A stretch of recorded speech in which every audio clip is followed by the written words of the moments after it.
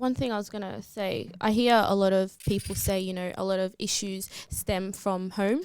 Like a lot of problems start from being at home, not being able to communicate with, you know, your parents, siblings, or even just close family members and stuff. So what advice would you give to, now let's just think about like, you know, family members and friends who have someone who, you know, might be thinking of trying to, you know, take their die by suicide and stuff like that. So like what advice would you give to them, to like family members and friends? The ones taking care of them. The caregivers. Yeah. Being patient, remembering that you loving them is greater than anything else. Mm-hmm. I think always leading with love and kindness. I know that sounds really, but it is that. Yeah. So we're so quick to lash out or reject it or like call it like, oh, you know, you're not actually going to go through it because we've been talking about this for freaking 6 months and, you know, because eventually that one time they will do it.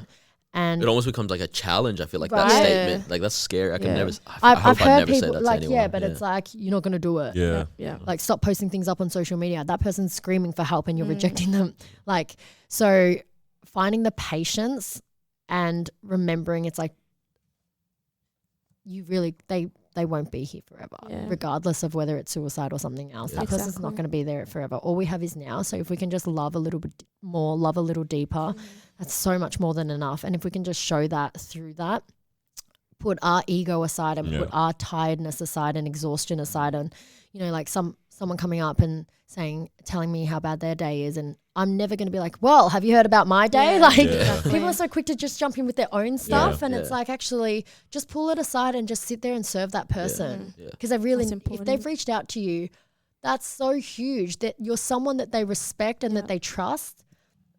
Honor it, you know, reciprocate, give back to them, because if they wouldn't have just gone out to everyone and opened up and said all that 100%. Stuff. It's like a lot of the time, it's like also, I feel like when you have passed a certain stage, when someone comes to you and they're still at like, you know, you're at step 5, they're at step 3, and they're like, I have this major issue, and you look at it, you're like, but you get it done, you know, it's going to be finished, whatever. But it's like really like, this is the biggest thing they've ever faced, right? It's like, they're in year 12 and it's like exams, and it's like now we look back at it and we're like, everyone finished 100%. That, whatever you got, right? But it's like for them, it's like, no, I've never faced something like this before. And it's the same thing like mentally with like your capacity. Like some of us might be able to, you know, deal with a parent's divorce maybe better than others or whatnot, but you don't know what people's brain capacity is when it comes to this kind of stuff as well. So it's like what, you know, like for example, with us, like we can roast each other all day. We don't get hurt about it. But I know some people that it's like, I can't roast them because I'm like, I know you don't take this well. I feel in my head, I'm like, you know, I want to go toughen up, but I'm like, you know what? That's just you. Like, that's just you. And I find it crazy how like you mentioned before, that sometimes this is a massive moment that someone wants to open up to you. It's like, it's funny how going into the conversation we have with some people, sometimes we never wanted to tell them our story or something or what we've gone through. But the fact that someone comes to us about their story, we now see it as a moment to like, shine. Yeah, it's weird that we do that as people, or like it's I don't know if it's a natural thing that we do instantly, but it's funny because it's like it's not our moment, you know. Like this is like you're saying, it's just really time to just like listen. And hear. It's the most basic core principles are like they're simple, but they're not easy. Yeah, like they're actually so hard. Like most of our fights and everything, our arguments with other people in relationships, is because we're not listening. Like it's so basic, but it's like, you're not hearing me. Well, you're not. And then you're just starting to. It's all communication. Yeah, it's all communication. And when you were saying that stage 5 and the stage 3 thing, I really, really resonate with that, because we're such a comparison society. Yeah. We're always, you know, comparison is the thief of all joy. We're always comparing against each other when it's like you're running your own race, and your journey is so uniquely different. Like you're you because of all the other stuff that you've gone through. No one else has gone through that. No one else has a subjective opinion. And for some people, high school might be the biggest thing, because you know what? Fear comes from not having any experience in something. So something's coming and you don't know what to do because you have zero experience in it. Fear and anxiety and stress. And you've just never felt that before. But then the next time you go through it again, it's going to be a lot easier because you have experience under your belt. And it's so hard to teach kids that, because everything's for the first time. And every stress and every anxiety and every fight and everything is for the first time. But being a good mentor and being a good role model would be just like helping them have that other perspective, having that other, opinion or look.